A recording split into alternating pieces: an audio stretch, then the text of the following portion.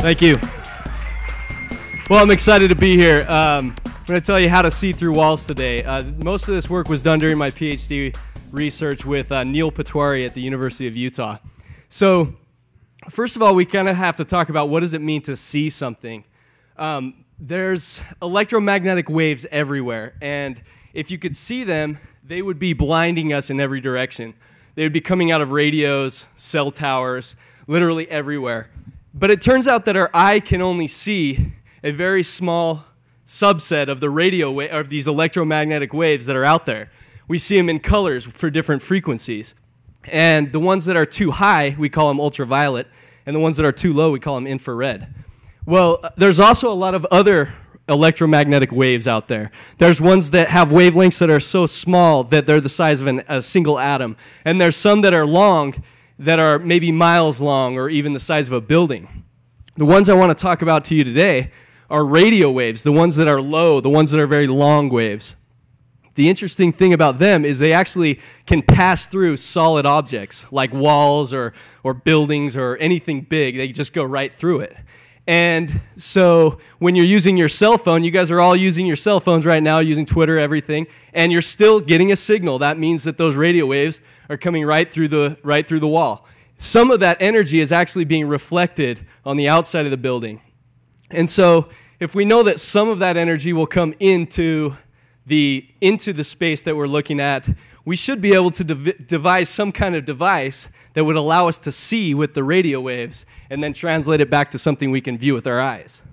So the first way that society's been able to do this is radar. And radar works by blipping a very fast radio pulse, and then it waits for the reflection off of something. And by using the speed of light and all the calculations and stuff you don't care about, they can actually figure out where things are moving.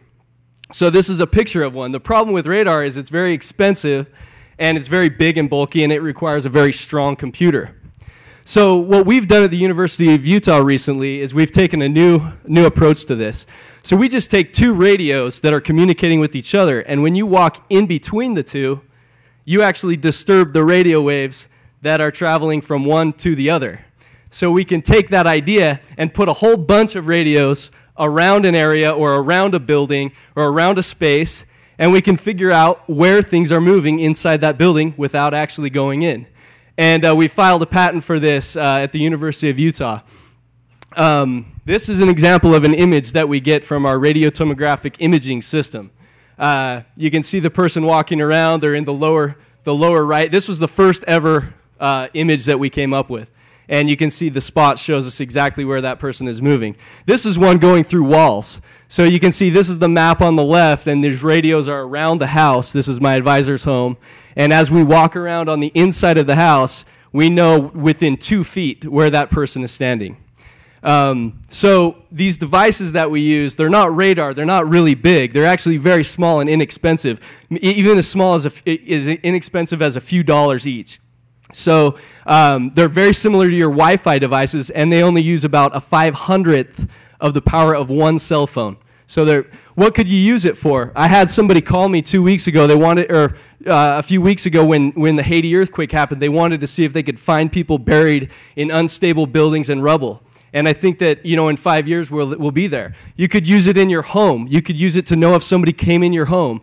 You could use it to track handicap and seniors when they need that help. Shopper tracking is a very big industry. They want to know how people behave in stores. But that brings up a privacy issue. The first thing to know is RTI, this new technology, cannot be used to identify. It can't see your face. It can't see what you're doing, really. It's not yet. It's an alternative to cameras, so if we can replace cameras in those situations, it would be more private. Search for radiotomographic imaging if you're interested in more of this. That we have a site, the SPAN Lab. Look for the SPAN Lab. We're the #1 if you search that term. And we've got a whole bunch of videos and information if you want to find out. We've had some media attention. My favorite was The Economist. We got in The Economist, and that's caused our phone to ring quite a bit recently. But it says that Mr. Wilson has set up a company called Xandom to commercialize this. So this is my plug. I've formed Xandom. We're working on the cutting edge research of this and product development. If any of you are interested or you think you have the skills that apply to something like this, I'm very interested in talking to you. Thank you very much.